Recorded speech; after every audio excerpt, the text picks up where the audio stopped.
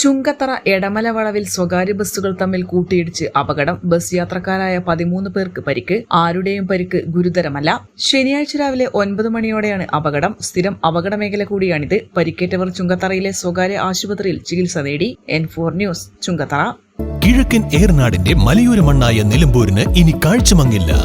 ആധുനിക സാങ്കേതിക വിദ്യകളോടെ പ്രവർത്തനം ആരംഭിച്ച ടെക്ടോണ ഐ ഹോസ്പിറ്റൽ 1000-ൽ പരം തിമിര ശസ്ത്രക്രിയകൾ വിജയകരമായി പൂർത്തിയാക്കി മുന്നേറുകയാണ്.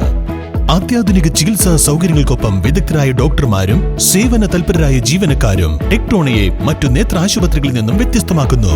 തിമിര ശസ്ത്രക്രിയ, vitreoretina, cornea, paediatric ophthalmology, glaucoma, general ophthalmology, operation theatre, lab, pharmacy തുടങ്ങിയ നിരവധി വിഭാഗങ്ങൾ.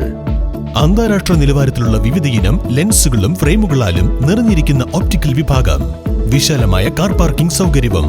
ദിവസവും രാവിലെ 9 മണി മുതൽ വൈകുന്നേരം 7 മണി വരെ.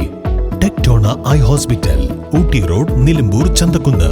ഫോൺ 9605221501, 0493 122 1501.